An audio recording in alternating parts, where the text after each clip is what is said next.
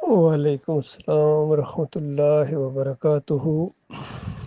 اس طرح کے سوال اٹھائے جاتے ہیں جب ہم توحید کی دعوت دیتے ہیں، رد شرک کرتے ہیں اور اس کو بنیادی مسئلہ قرار دیتے ہیں، تو کچھ ہمارے بھائی ہیں وہ کہتے ہیں بھائی باتیں تو آپ کی ٹھیک ہیں، لیکن آپ سیاست میں کیوں نہیں آتے؟ آخر حکومت اگر ہاتھ میں آ جائے گی تو کتنے مسائل حل ہو جائیں گے۔ ان بھائیوں سے ہمارا یہ کہنا ہے کہ ہماری جو سیاست ہے وہ صالح سیاست ہے، جو تمام انبیاء نے جس انداز سے سیاست کی ہے، اور ہماری جو سیاست ہے وہ کسی ایک محلے کی کونسلری یا ایم این اے یا ایم پی اے کے لیے نہیں ہے، یا پاکستان کے لیے نہیں، بلکہ پوری دنیا کے لیے ہے۔ اگر ہماری بات مان لی جائے تو پوری دنیا کی حکومت آپ کے ہاتھ میں آئے گی، یقین کریں۔ بالکل یہ اسی طرح کی بات ہے جب نبی صلی اللہ علیہ وآلہ وسلم نے دعوت اٹھائی تمام انبیاء کی سنت، اور اللہ نے جو حکم دیا وہ یہی تھی کہ دیکھو میری ایک بات مان لو۔ یہ عرب کی سرداری کیا، ابھی تو تمہیں عرب کی بھی سرداری نہیں ہے، صرف مکہ کی سرداری کے اوپر تم پھولے سمار نہیں کھا رہے ہو، پھٹے جا رہے ہو۔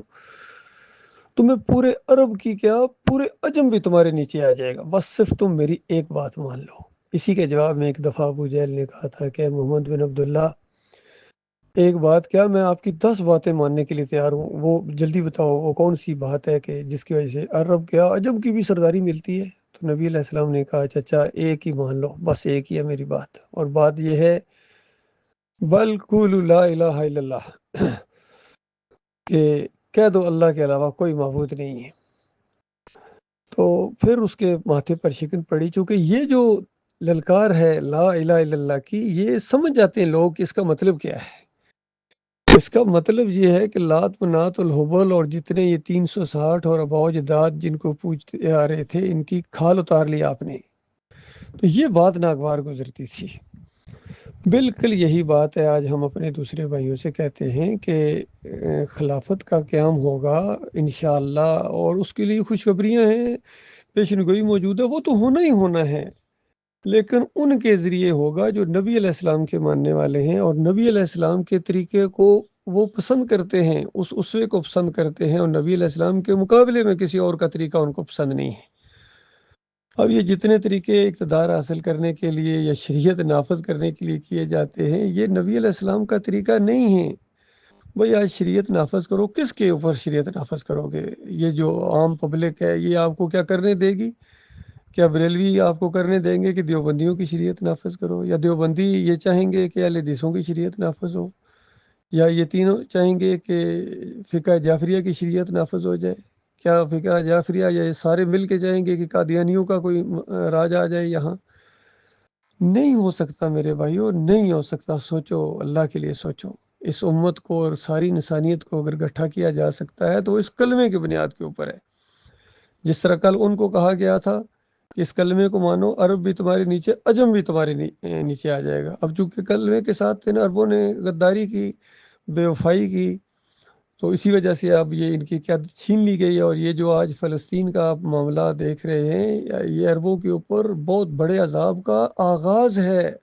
یہ اس کی لپیٹ میں آنے والے ہیں، بہت بڑا ایک جو ہے نا جنگ عظیم، اول اور دوم بھول جاؤ گے، اتنی بڑی جنگ ہونے والی ہے، ملائمت الکبریٰ۔ نبی علیہ السلام نے اس کی پیشن گوئی کی ہے۔ اتنی لاشیں ہوں گی کہ زمین کے اوپر اتنی لاشیں گر جائیں گی کہ ایک پرندہ اگر اڑتا ہوا جائے گا تو وہ نیچے بدبو کی وجہ سے نیچے بیٹھ نہیں سکے گا، اور اڑتا جائے گا، تھک کے گرے گا، پھر بھی لاش کے اوپر گرے گا۔ یہ کچھ ہونے والا ہے اللہ کے بندو۔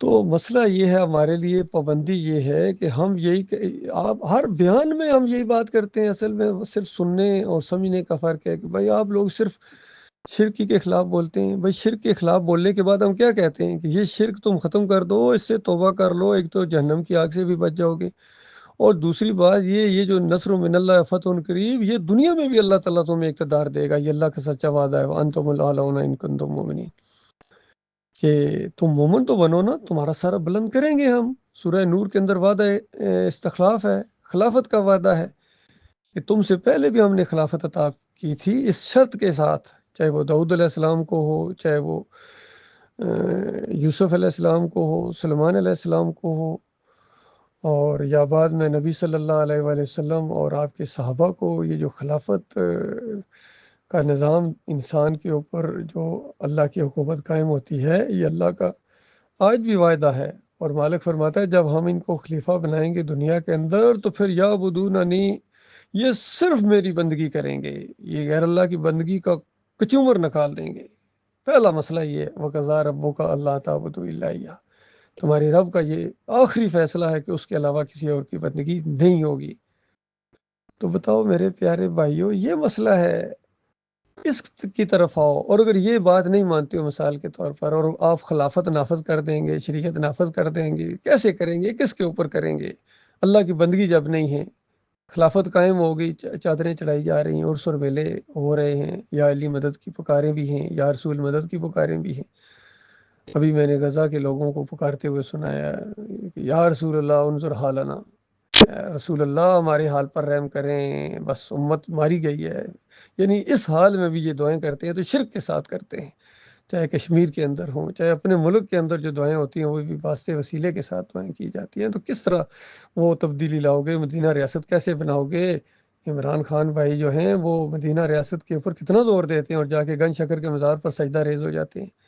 مفتی محمود صاحب نے نظام مصطفیٰ کا نعرہ لگایا تھا اور علی جویری کی قبر کے اوپر جا کر حلوہ بانٹا۔ مودودی صاحب نے اسلامی نظام قائم کرنے کے لیے کہا، اور ان کی زندگی میں نائب امیر کی حیثیت سے پروفیسر غفور جا کے بری امام چادر چڑھانے گئے ہیں۔ تو کس طرح تبدیلی آئے گی؟ ڈاکٹر اسرار کتنا زور دیتے ہیں قرآن کے اوپر اور خلافت کے اوپر بھی، اور ساتھ ہی جناب وحدت الوجود کے شرک کی تائید کرتے ہیں۔ علی انجینئر صاحب کتنا زور دے رہے ہیں بتائیے، ساتھ ہی ساتھ کہتے ہیں میں ان مشرکوں کے پیچھے نمازیں پڑھتا ہوں۔ بتاؤ کس طرح خیر آئے گی؟ چند دن پہلے یہ جو ارشاد بھٹی صاحب نے انٹرویو لی ہے، مسلسل لے رہے ہیں، مفتی محمود کو انہوں نے بالکل رگڑ کے رکھ دیا، مفتی مسعود طارق مسعود کو اور طارق جمیل کو، ان کا شرک بالکل، اور احتشام الہی ظہیر کو، اور مفتی منیب اور پاپا جانی، بتائیے سب کا شرک کس طرح واضح ہو گیا۔ لیکن کیا چھوڑنے کے لیے تیار ہیں اپنے اپنے مسلک کو؟ ہرگز نہیں، جب تک یہ فرقہ بندی ختم نہیں ہوگی۔ اور یہ دعوت کے ذریعے آئے گا اللہ کے بندو، اسی انداز سے اگر نبی علیہ السلام کو سچا نبی، آخری نبی مانتے ہو، پھر نبی علیہ السلام کا طریقہ اختیار کرنا پڑے گا۔ اور موطا امام مالک کے اندر نبی علیہ السلام کی حدیث ہے کہ میں اس طرح تبدیلی لا رہا ہوں جس طرح پہلے ہوئی تھی اصلاح، میں اس طرح کر رہا ہوں جس طرح پہلے کی اصلاح ہوئی تھی، اور آئندہ جب کبھی اصلاح ہوگی اسی طریقے سے ہوگی جس طرح میں کر رہا ہوں۔ تو بتاؤ اب پھر کیوں شک پیدا ہو جاتا ہے؟ لہٰذا اللہ کے بندوں، میرے بھائیوں، اس راستے میں قدم ڈال دو، یہی ایک اصلاح کا طریقہ ہے، ہر نبی نے اسی انداز سے کی ہے، کوئی اور طریقہ نہیں ہے۔ اور اگر کسی کے پاس اللہ اور اللہ کے رسول سے بہتر کوئی طریقہ ہے تو لائے پیش کرے، اس کو بھی ہم دیکھ لیں گے۔ لیکن ہمارے سامنے تو یہ ہے معاملہ کہ اللہ کی بات ہے، اللہ کے نبی صلی اللہ علیہ وسلم کا طریقہ ہے، اسی کے اندر خیر ہے بھائی۔